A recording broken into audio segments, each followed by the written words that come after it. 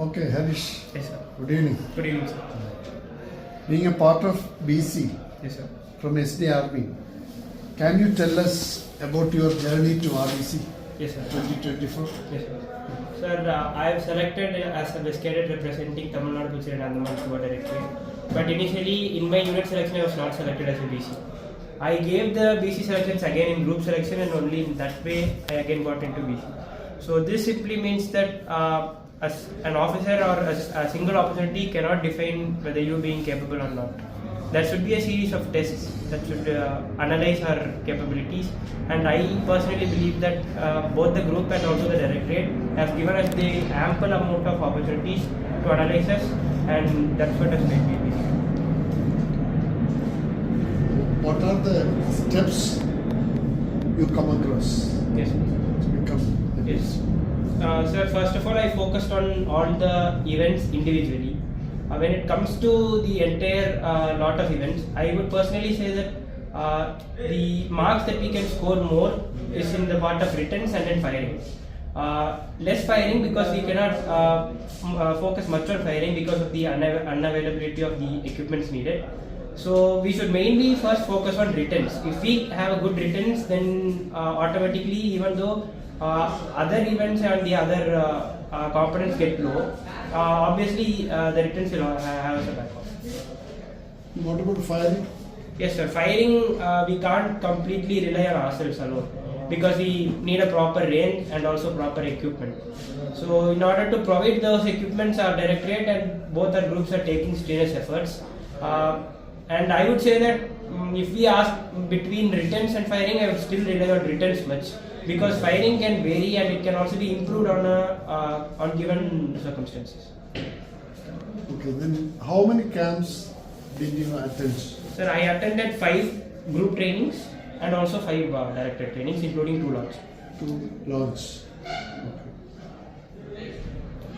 Then explain about your first experience in RDC 2024 Yes, sir. when you are going to meet the DG NCC. Yes, sir.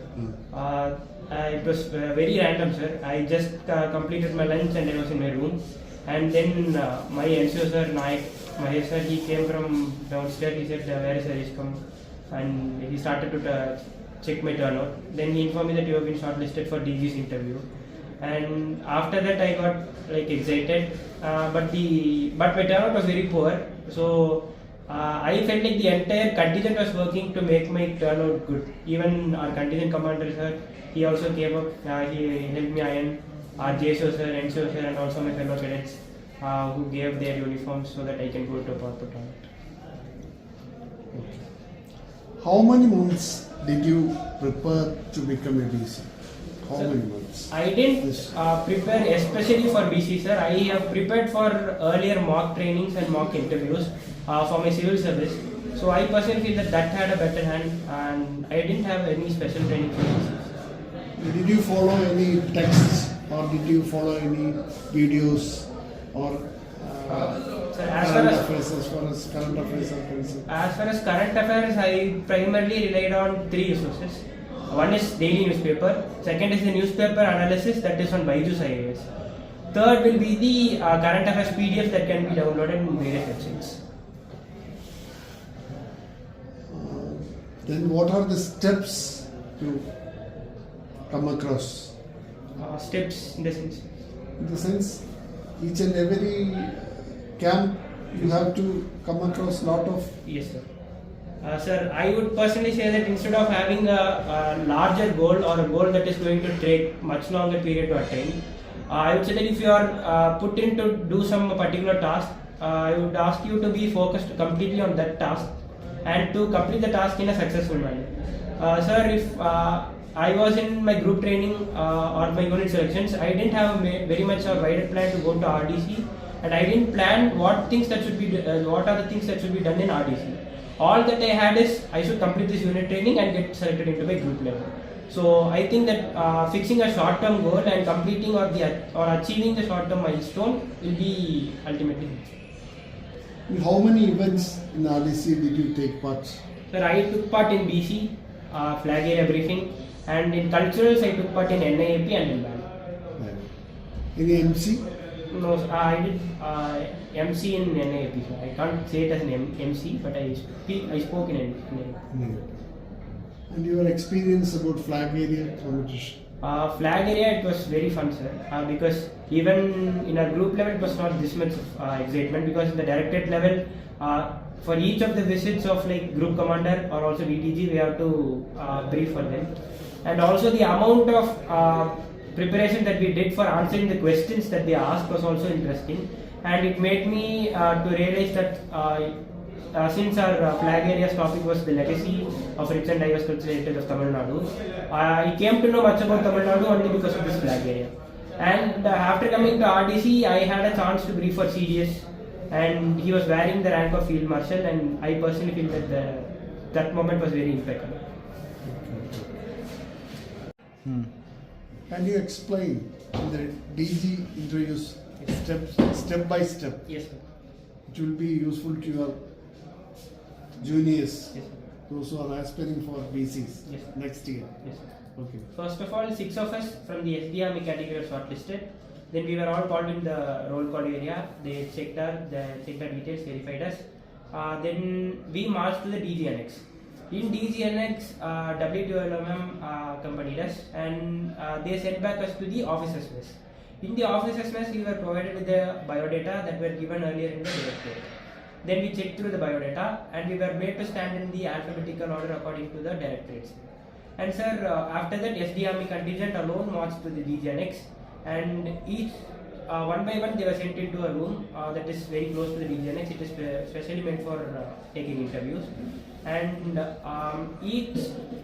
time duration of interviewing each person varied. I would say that on an average it was around 7 to 10 minutes. And when I entered, I marched in, I saluted him, and I was with the ranger. He also saluted me back. And then he asked me to sit, I sat. He asked me biodata, I gave him. Then he asked me, why did you choose law? I say that, sir, the Indian legal system and the entire Indian legal fraternity is very much precise, and I gave an instance of Motor Vehicle Section Act 129A, which says that every individual who is riding a two-wheeler should wear a helmet, and also Section 129 subclause B says that every individual who is wearing a helmet should wear the chin strap. So the Indian legal fraternity is very much precise, and that's what made me interesting and make me feel that I should know about these, even every nook and corner of the Indian legal system. After this, he went on to my hobbies and interests. Here, what happened was actually a mistake happened. The hobbies and interests what I gave was different and what there was printed, but luckily I did go through my biodata before getting into it. So I obviously said the hobbies that were printed in the biodata. And he asked me a question. The hobbies that was given by me was aquaponics, cricket, moot, MUN, mock trails. But in the biodata, I could find only listening to music, watching movies, and playing cricket. And DG sir asked me, okay, you watch movies. Tell me your favorite movie. I said a movie from Tamil industry. He said, don't you watch Hindi movies? No sir, I don't know Hindi, I don't watch Hindi movies. Then he asked me, in what genre do you like, or which genre do you like the most? I said romance. And he asked me, who's the most romantic person you have ever met in your life? I said my mom. And then in actor and actress, who's your favorite? I said Tamana. And he congratulated me, and he also asked me a couple of questions regarding to law. He asked me about what is the current legal status. I said currently the decolonization process is taking place in law, cutting of the imperial laws, and also to indigenization of Indian legal system. That's what happened in the legal. Mainly the questions were based on your career biodata. Resume. Yes, sir. Okay. Good. Okay. Do you have any advice or your opinion for your juniors? Yes, sir. Those who aspire to become DCs? Yes, sir. Yes, I do, sir. On a whole, out of the 5 components, I would say that on our hands we can score maximum marks in writtens and in firing. So we should be very strong in our writtens, and that doesn't mean that we can while away in firing, because my fellow junior who had aced in returns, but he had a poor firing so that he couldn't make it into the DG interview. So I would say that these two are within our hands and within our scope. So we should be very much prudent and very much aware of every nook and corner of our both of the syllabus, common and specialized. So our return should be completed. Secondly, there comes firing. We should have ample amount of practice taken, which will be definitely provided by our directorate. We should make best use of it. And after that, other things I would say that that mostly relies on the presiding officer, because GD this year group discussion didn't happen. Last year extempore didn't happen. This year both extempore and group discussion didn't happen. So the entire communication and personality development was assessed based on our interview. So that might not that much standardized, or that it varies according to the presiding officer. So I would say that we should primarily focus on our returns and firing, and that doesn't mean we should only be completely relying on this. We should also have very much knowledge on the subject of group discussion and extempore also, because even in interview there is an opportunity of the presiding officer asking us to give an extempore on a certain topic. So a BC who's competing at this level, I would not say that you should be acing in everything, but you should at least be above average in every single event, so that he makes the cut. He will be an all-rounder. Yes, sir. Okay. Then what about the drill part? You have missed the drill part. Sir, drill, that doesn't make much of a difference, sir, because if we see on this stage, everyone's drill will be more or less equal. The only thing that I would suggest is check your turnout. The only difference that's going to make is your turnout, and then your word of command, and also the first step that you're going to do in your individual drill. The first stamp that you do in the southern position, and also the first 13 kali ek do, you should do it in a proper manner so that the presiding officer has some, obviously the presiding officer will be looking into a large number of crowd. So he'll also be not that much interested to look into every single person. So the first stamp and the first mark should be perfect, and also the reporting should be as loud as possible, and it should also be bold, so that the presiding officer gives his consent towards us. Okay, Harish. Can you tell in detail how you prepare for this your journey for becoming a BC? Yes, sir. Can you tell me in detail? Yes, sir.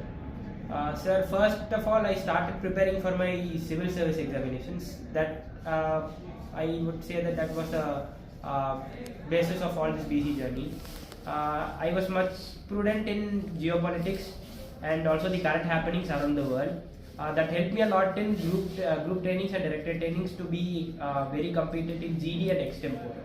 As far as returns are concerned, I started to prepare returns in my group trainings for the IGC competition, and that had also a better hand of me because I was very strong in returns also. As far as the interview is concerned, the main question that they ask is about our self-intro. Sir, I would say that instead of going in a vague manner and introducing us, we should have a proper structure. Like we should first greet them, then we should say that I'm Cadet so and so, or if you have any other rank, we should say the rank and so and so. I am now pursuing this degree. If you have any specialization in that degree, you can also mention that in this institution which is situated in this place. Next, if you would like to mention about your native, I would suggest that you should mention your native, the name of the place, and also something that makes that place stand off from the other places. Like if you ask me, my native is Salem, how I introduce this? Then sir, I am from Salem, my native is Salem, the first district in India. Then obviously he'll ask me a question when it was introduced or when it was inducted. Then my answer will be it was in 1792. So this also means that every single input that you're giving in your self-intro, there might be number of questions that can be asked in that particular input. So we should also be very much ready to answer that question that are being backfired to us. After introducing as a native, I moved on with my schooling. I did my schooling in Holy Cross Medical Secondary School, is also in Salem. Then there comes my hobbies and interests. And I divided into hobbies and interests based on my personal observation that hobbies, I personally believe that hobbies are acts that are done during the leisure time, and interests are much more oriented towards achieving something or towards committing a short-term goal. So after completing my hobbies and interests, there comes my achievements. After completing my achievements, I set my short-term goal, then my long-term goal.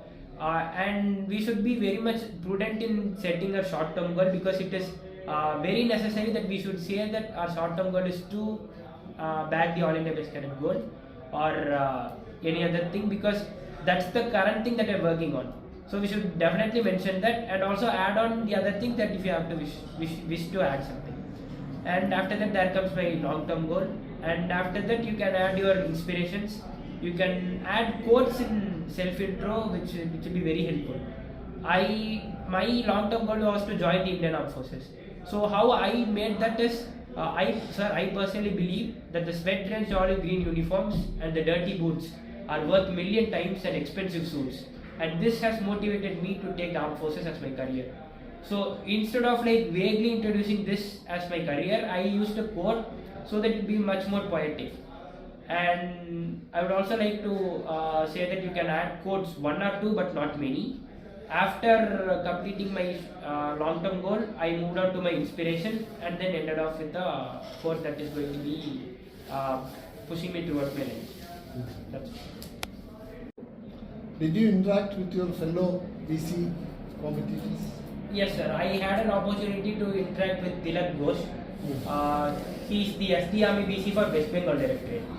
The main thing that I noticed is what the difference made was the number of camps that we have attended and they have attended. On total, I have attended 10 camps before coming into RDC, while they have attended 6 camps. So this will definitely make a major difference. And where I think we people lack is, since we have this much of longer duration of camps, we get tired and not we don't focus that much on acquiring as much knowledge as possible. But since they are having a very lesser number of camps, and they'll be fresh, they'll be not that tired, because we will be keeping on running throughout these camps, will obviously become tiring to us. And that's what I think where we lack. We have a better hand of them on the basis of the number of camps that we attend. But also we have a drawback that we get tired because of the longer schedule. So we should adapt to the schedule. I would suggest to follow the method of rest, recoup and restart. Whenever you find a very minimum amount of time, I would suggest you to take ample amount of rest. And after taking the rest, we should recoup ourselves and then restart with what we are doing earlier, taking the rest. Okay, thank you. Thank you.